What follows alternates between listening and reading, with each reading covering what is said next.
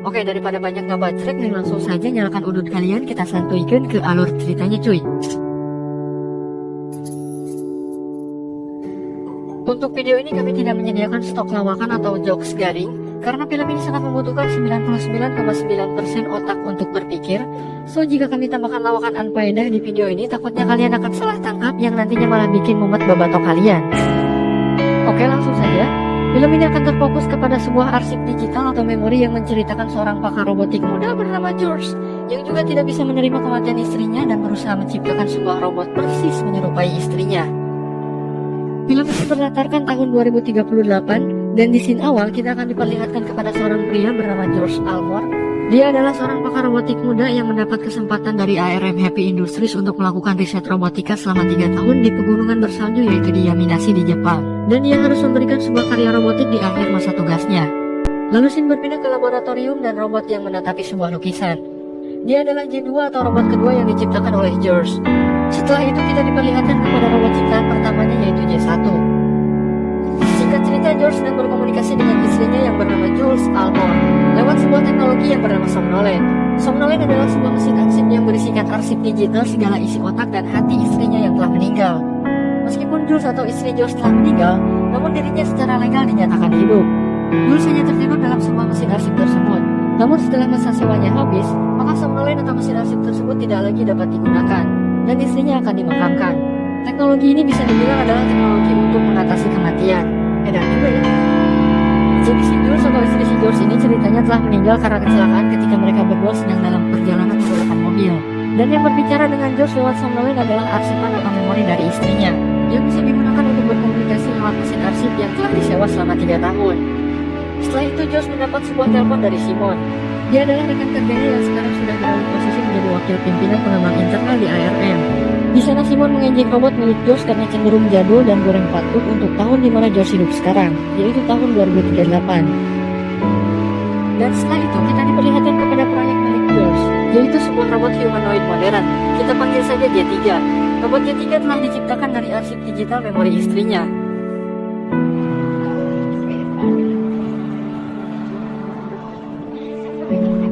Pada pengaktifan awal, J3 mengalami kesalahan yang menyebabkan dirinya berteriak.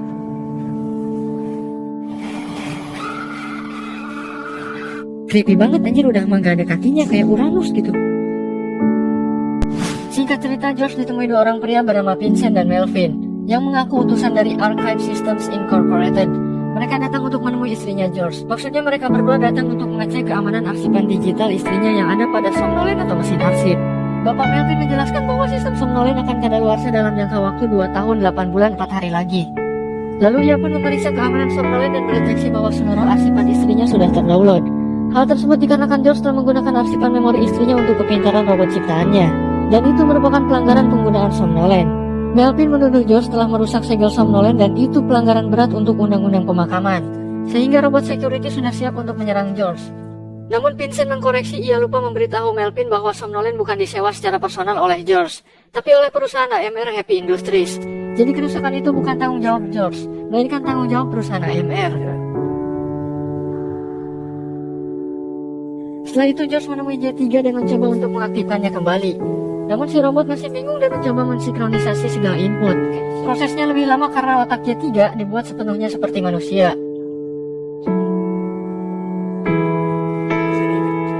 Sementara di sisi lain J2 merasa cemburu kepada J3 karena J2 merasa dirinya akan tersaingi dan J3 jauh lebih baik daripada dirinya. Lalu J3 pun diperkenalkan dengan J2 dan J1.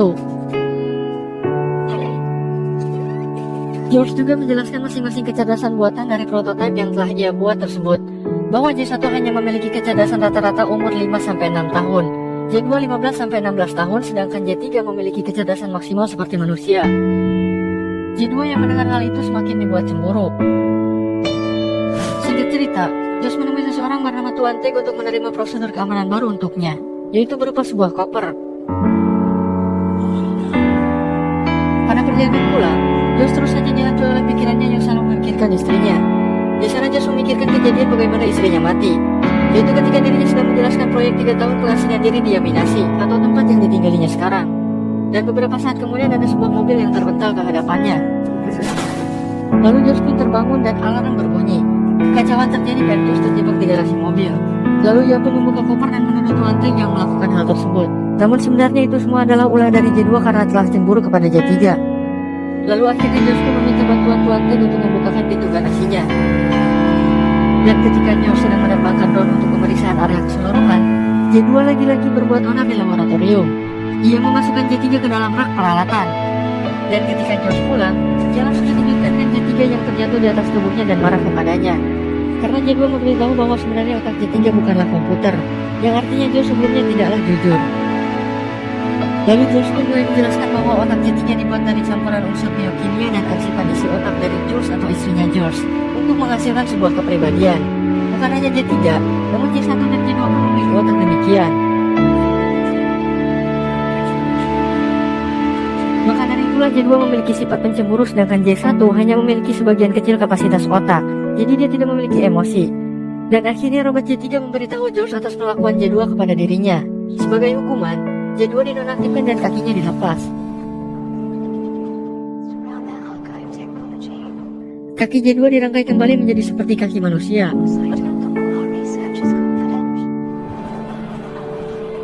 Lalu kaki tersebut dipasangkan kepada J3, dan J3 pun melakukan proses penyempurnaan selama berjam-jam. Setelah selesai, bangunlah sosok wanita berambut putih, dan itu adalah J3 yang telah disempurnakan, dan sekarang ia memiliki kulit dan wujud seperti manusia sungguhan. Sedangkan kaki J2 digantikan dengan kaki buatan biasa. Alasan Jules menggunakan kaki J2 untuk J3 adalah karena kaki J2 memiliki teknologi yang sangat penting di dalamnya, dan tidak bisa ditemukan lagi di laboratoriumnya. J3 mulai berkomunikasi dan menari dengan Jules layaknya manusia pada umumnya. J2 yang melihat hal tersebut merasa sedih dan memutuskan pergi dan pamit kepada J1. Ia menuju ke danau untuk bunuh diri dengan cara menenggelamkan dirinya sendiri. Setelah itu Jules pun melacak keberadaan J2 namun tidak ditemukan. Dan akhirnya Jules mengikhlaskan dan menguburkan properti J2.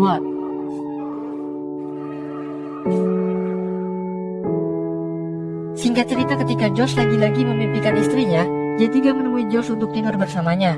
Hal tersebut dikarenakan J3 memiliki samar-samar otak dan perasaan dari Jules, hingga akhirnya Jules terbangun dan menuju J3 untuk keluar.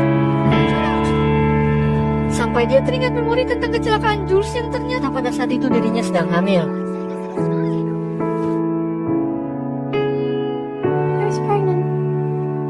Lalu Jules pun berusaha mengaktifkan somnolen untuk terhubung kepada Jules, namun selalu gagal. Hingga akhirnya Jules meminta bantuan kepada Archive Systems untuk memperbaikinya, namun dia juga tidak bisa membantu Jules sama sekali. Hingga pada suatu saat Jules mendapat panggilan dari Simon, yang mengira bahwa J2 telah dibuang oleh Jules, dan J2 telah ditemukan oleh Archive Company, dan mereka akan melakukan gugatan hukum kepada perusahaan AMR, yang nantinya akan menghentikan perusahaan tersebut. Karena kasus Jules yang dirahasiakan yaitu pembuatan robot dengan bahan dasar arsipan isi otak istrinya. Dan akhirnya Jules dipecat oleh Simon. Lalu keadaan menjadi kacau karena tim Archive Systems akan mendatanginya.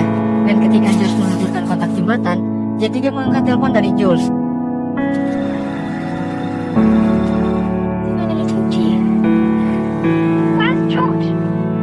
Lalu Jules datang dan berbicara kepada Jules. Dikarenakan mesin arsip akan segera kadaluarsa, yang artinya Jules akan kehilangan Jules untuk selamanya, akhirnya Jules memutuskan untuk memindahkan keseluruhan arsipan isi otak Jules kepada J3, agar istrinya tersebut bisa hidup sebagai J3 untuk selamanya.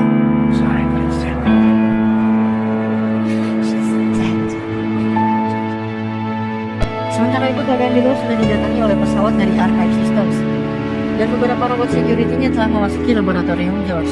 J3 menodongkan pistol yang ada pada koper keamanan kepada George karena tidak setuju dengan rencana George yang akan memasukkan memori Jules sepenuhnya kepada dirinya. J3 juga meminta agar George bisa mengikhlaskan istrinya yang telah meninggal. Namun setelah George membujuk J3, akhirnya ia pun mau melakukannya. Dasar cewek gitu ya. Dan ketika pintu keamanan terakhir sudah dijebol oleh para robot security, George bergegas memberanikan diri untuk mengamankan daerah sekitarnya. Namun tidak ada siapa-siapa di sana.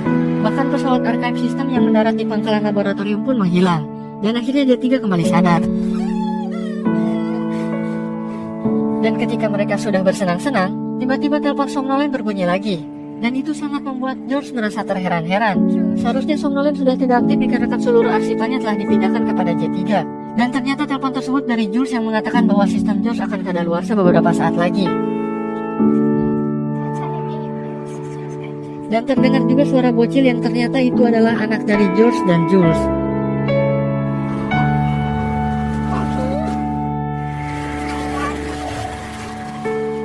Dan film ini ditutup dengan menampilkan scene di mana Jules dan anaknya masih hidup di sebuah tempat. Di depan mereka terdapat somnolen atau mesin arsip dan ada Vincent juga di sana, yang sebelumnya memeriksa somnolen milik George. Dan tamat cuy. Oke, ending yang goblok banget anjir, bukannya Jules sudah meninggal ya? Jadi sebenarnya siapa yang sudah meninggal dan siapa yang diarsipkan memorinya? Oke, kita bahas saja. Seperti yang kita ketahui bahwa AMR Heavy Industries adalah perusahaan pengembangan robot tempat George bekerja, dan Archive Systems Incorporated adalah perusahaan pengembangan sistem arsip atau somnolen. Dan ketika menonton film ini kita lebih didekatkan dengan arsip digital yang dimana teknologi tersebut berperan sebagai alat komunikasi antara George dan Jules lewat sebuah teknologi pembantu yang saya sebut sebagai somnolen atau mesin arsip. Seperti yang kita ketahui bahwa di dalam film ini kita diberi sudut pandang bahwa Jules atau istri si George telah meninggal, dan memorinya telah diarsipkan dan dimasukkan ke dalam mesin kotak hitam yang saya sebut somnolen untuk bisa berkomunikasi secara singkat. Dan bagi George, Jules telah menghabiskan setiap pikirannya lalu menginspirasi dirinya untuk memindahkan arsipan memori Jules kepada robot ciptaannya, termasuk J3. Sehingga ia berpikir bahwa J3 akan menjadi seperti istrinya dan bisa hidup selamanya bersama George. Namun sebenarnya, yang mati pada kecelakaan mobil dan yang diarsipkan memorinya adalah George sendiri. Lalu apakah tujuan dari pengarsipan memori George? Apakah hanya untuk membuat twist yang memperpusing dan memperudat penonton? Tapi kalau menurut opini kami, George telah diarsipkan memorinya oleh ARM atau perusahaan pengembangan robot di mana George bekerja. Semua itu tidak lain hanya untuk menyelesaikan riset robotikanya selama 3 tahun di Yaminasi, yang belum tercapai karena sebuah kecelakaan yang menewaskan dirinya.